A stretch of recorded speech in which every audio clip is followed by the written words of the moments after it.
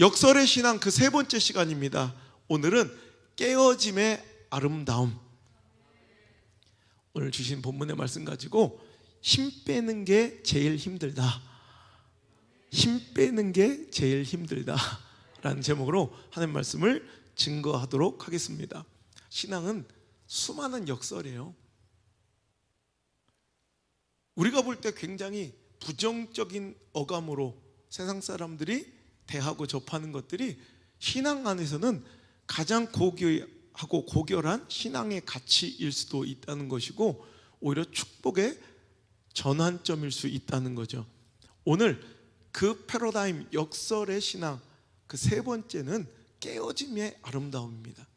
깨어짐은 우리가 일반적으로 아픔, 파괴, 상실, 취소, 실패와 패배를 당할 때 쓰는 단어이기에 그렇잖아요. 머리가 깨질 것 같아. 엄마, 접시가 깨졌어. 우리가 생각하는 깨어짐은 이런 것들이에요. 아픔, 파괴, 파기, 실패, 패배, 상실, 시련. 그러니 이 깨어짐 다음 장면은 반드시 슬픔, 절망, 포기, 아픔, 그리고 우울, 패배감 따위의 장면들이 이어져야 무난하고 어울릴 것 같은, 어찌 보면 슬픔과 절망의 복선이 바로 깨어짐이란 단어가 아니겠냐는 거예요.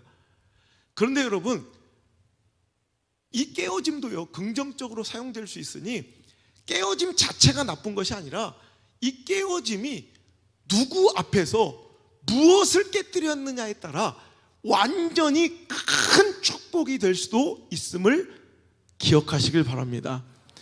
깨어짐 자체가 다 나쁜 것이 아니라 우리가 누구 앞에서 무엇을 깨뜨렸느냐, 즉 하나님 앞에서 내 자아와 내 고집과 내 악행과 내 옛모습과 썩어질 구습들을 깨뜨려 버린다면 오히려 그것이 바로 창조적 파괴, 오히려 창조적인 파괴가 되어 진정한 축복과 은혜와 승리를 우리에게 가져다주는 새 출발점이 된다는 것을 기억하시길 바랍니다. 이게 오늘 말씀의 주제예요. 여러분, 오늘 야곱의 깨어짐을 보세요. 가장 고독하고 처절한 인생의 가장 절망적인 위기 야뽕 나루터에서 그는 진정한 인생의 승리자가 될 수 있었던 것, 이것은 바로 그의 인생과 자아의 깨어짐으로부터 비롯됐다는 거예요. 여러분, 야곱은 출생의 과정부터 그 인생 전체가 꾀쟁입니다. 자기 주도적 인생입니다. 무언가 이렇게 사기꾼적 기질이 강한 사람입니다. 야곱 이름 자체가 그래요. 야곱은 이름의 뜻이 뭐예요? 발꿈치를 잡은 자예요. 여러분 아시는 바와 같이 야곱은 형 에서와 함께 쌍둥이입니다. 우리 쌍둥이들 있지만 여러분, 쌍둥이들 굉장히 비애를 겪어요. 요즘엔 잘 안 그런다는데 옛날에는 1분만 먼저 나와도 깍듯하게 형, 깍듯하게 언니 얘기를 꼭 했어야 됐어요.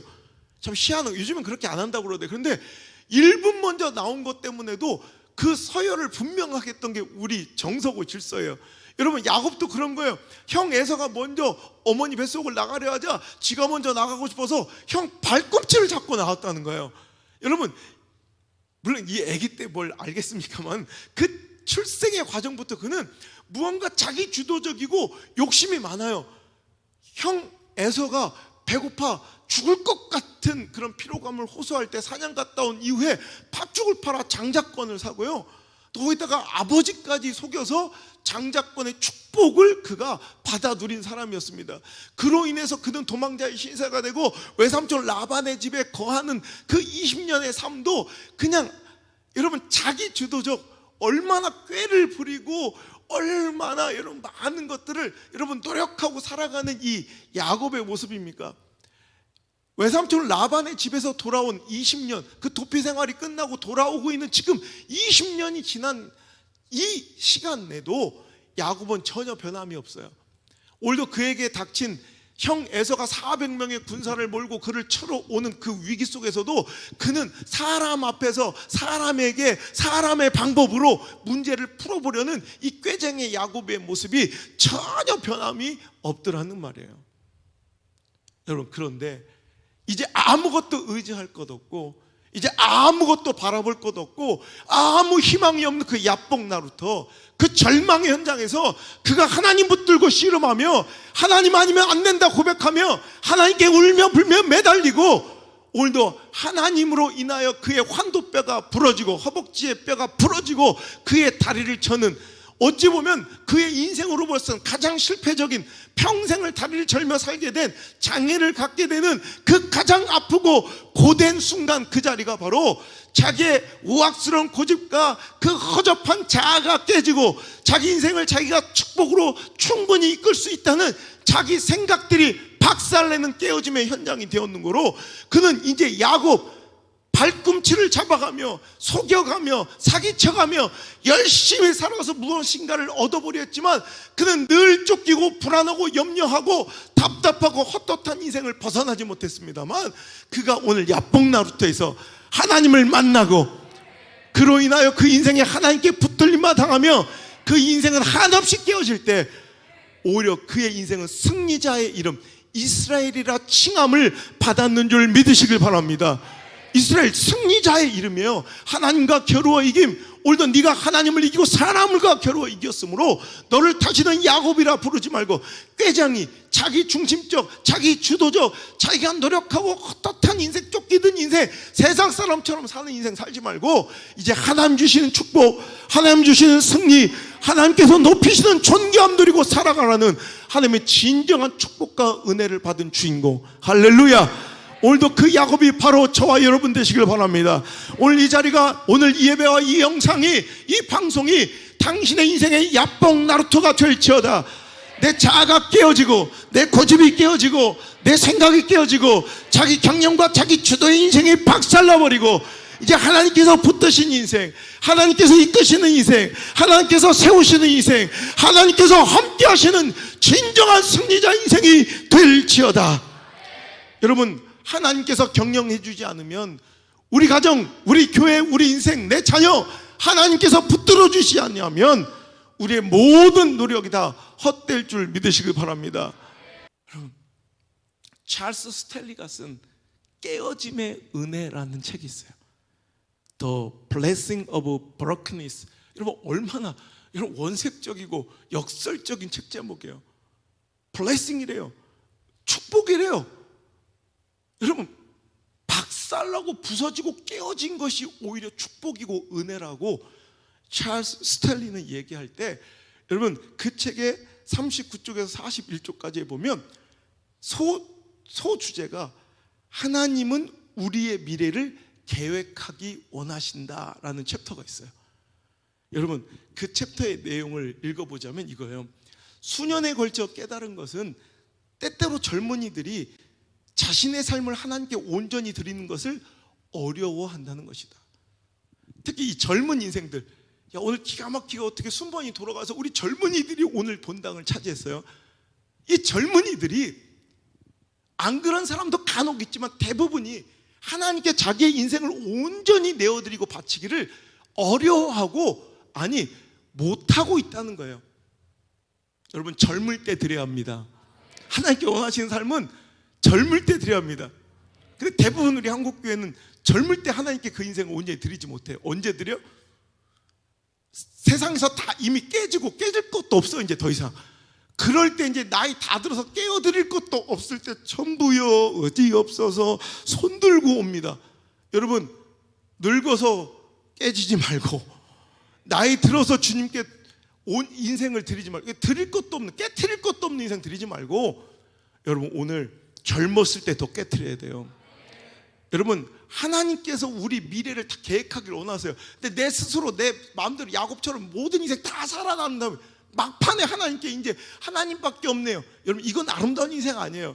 젊었을 때, 어렸을 때 온전히 내 인생을 하나님께 송두리째 맡겨 드리는 거예요. 근데 왜 그렇게 젊을수록 하나님께 그 인생을 온전히 바쳐드리기가 어렵냐면, 젊은이들은 자신 앞에 펼쳐진 미래를 보기 때문에, 그 미래에는 그들이 보기에는 무한한 기회로 가득 차 있대요.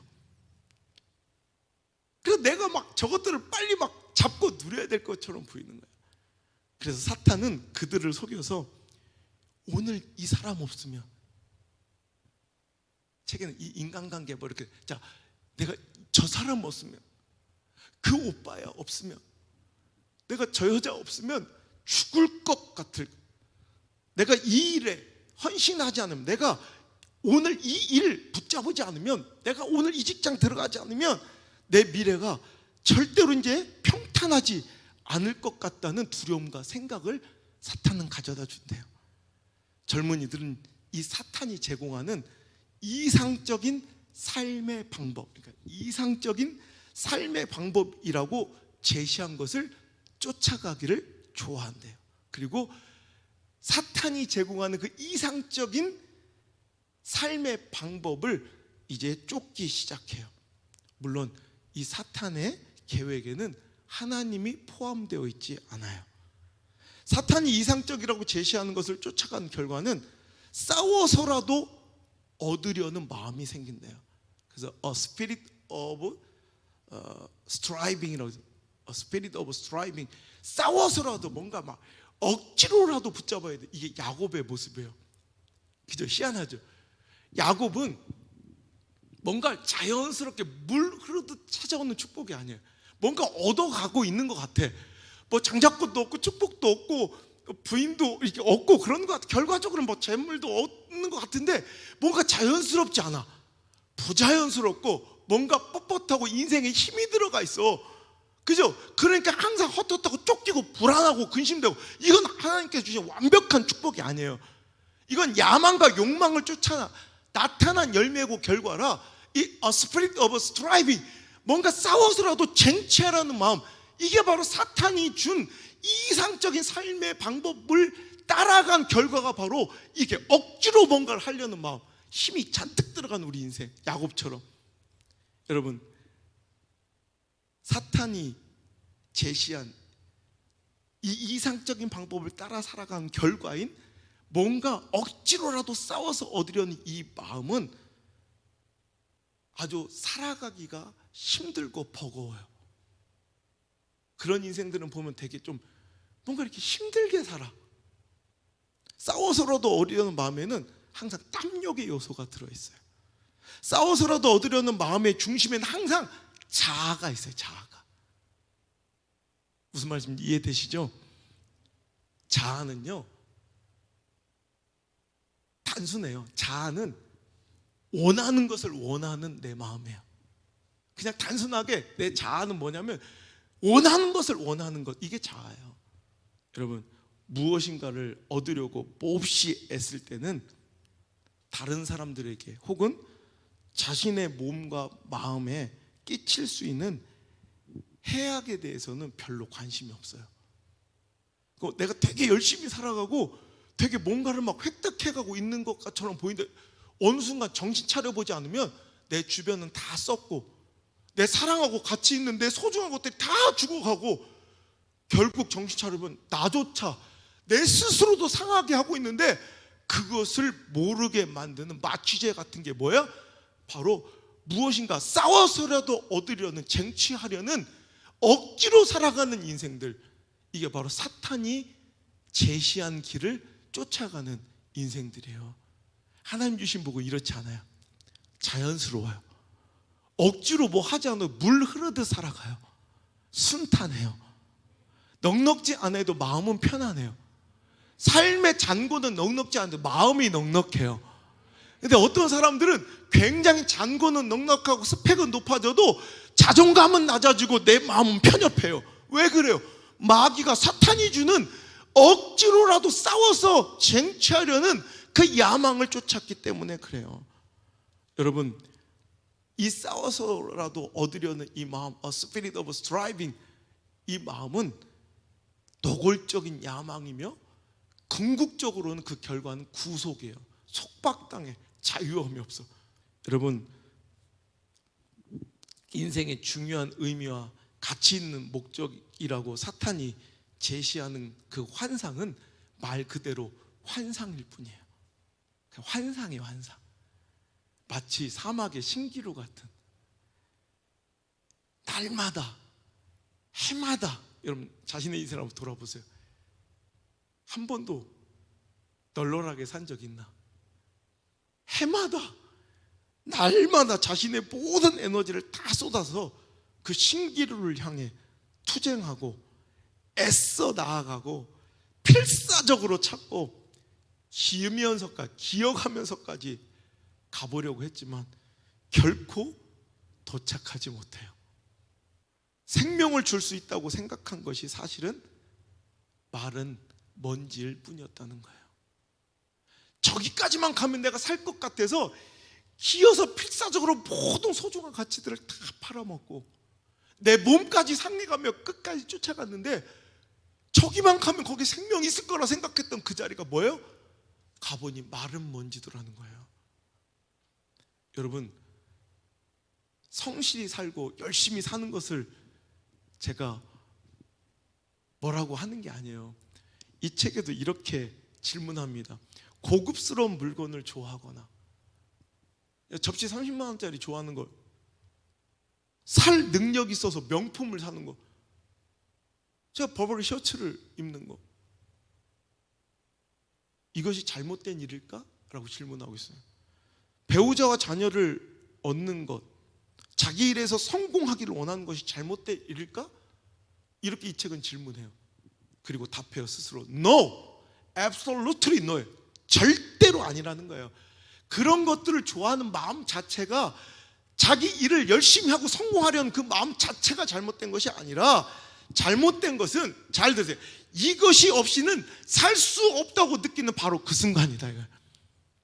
욕망을 쫓아가고 있는데, 여러분 열심히 내가 무언가를 향해 달려가는 그 자체가 잘못된 것이 아니라 그 스펙을 쌓으려고 노력하는 그 과정이 잘못된 것이 오히려 성실하고 박수 받아야 될 일이에요. 그런데 문제는 이것 없이는 살 수 없다고 느끼는 바로 그 순간이 잘못된 거예요. 또 잘못된 것은 그 재산, 그 인간관계, 그 소중한 스펙과 성공을 위해 하나님의 관계, 하나님과 나와의 관계와 맞바꾼다는 것이 이게 잘못된 것이지, 여러분 오늘 그 자체가 여러분 잘못된 것이 아니라는 거예요. 우리의 목적이 성취하려는 일이 되면 우리를 향한 하나님의 목적을 놓치게 된다는 거예요. 그러니까 우리의 목적이 성취하려는 일이 되면 우리를 향한 하나님의 목적을 또 놓치고 살아가게 돼요. 하나님과의 관계를 최우선 순위를 삼을 때 하나님은 참된 만족을 줄 수 있는 것을 성취하고 받을 수 있는 자리로 우리를 인도하여 주신다. 이게 바로 이 하나님은 우리의 미래를 계획하기를 원하신다라는 이 챕터의 주제예요. 잠언서 19장 21절, 사람의 마음에는 많은 계획이 있어도 오직 여호와의 뜻만이 완전히 서리라. 내 속에 내가 너무나도 많아도 결국 하나님의 뜻이, 결국 하나님의 계획이, 하나님의 섭리가 이루어질진데, 그런 지혜로운 뭐냐면 더 많은 생각들로 나를 괴롭히고 하나님과 등지는 것이 아니라 내 모든 뜻과 마음을 다 내려놓고 그 뜻을 빨리 쫓아가는 그 깨어짐이야말로 오늘도 우리가 내 인생을 축복으로 이끌 수 있는 가장 아름다운 선택일 줄 믿습니다. 신약에도 야곱과 같은 인생이 있었죠. 야곱이 발꿈치를 잡아가며 속여가며 청팔 투쟁하며 쟁취하려고 했던 그 축복, 하지만 거기서 그 축복이 있었던 것이 아니라 오히려 하나님을 만나 하나님께 깨어지고 이스라엘의 칭호를 얻었던 것처럼 신약에도 사울이라는 인생이 있었습니다. 그는 자기가 자랑하고 내놓고 싶었던 수많은 가치들이 있었습니다. 그런데 그가 다메섹 도상에서 예수님을 만나, 야곱이 하나님을 만나 이스라엘이 된 것처럼 사울은 다메섹 도상에서 예수님을 만나, 할렐루야, 바울이 된 것이죠. 여러분, 사울은 희망이란 뜻이지만 바울은 작은 자란 뜻이에요. 그는 그래서 그때부터 그는 자기의 신분을, 자기의 정체성을 그리스도의 노예, 그리스도의 종이라 스스로 자칭하기 시작합니다. 로마서 1장 1절의 말씀에 예수 그리스도의 종 바울은, 예수 그리스도의 종, 자기는 종이래요. 여러분, 종은 뭐예요? 종은 자기 정체성이 없는 거예요. 종은 자기 소견이 없는 거예요. 주인님의 말이 옳은 사람이 종이에요. 제 목회관이 그것입니다. 하나님은 나의 주시오, 성도는 나의 꽃이다. 이게 내 목회관이에요. 목회 철학. 그래서 하나님은 늘 옳습니다. 그래서 성도는 늘 예쁩니다. 이게 내 목회관이에요. 하나님은 나의 주시오, 성도는 나의 꽃이다.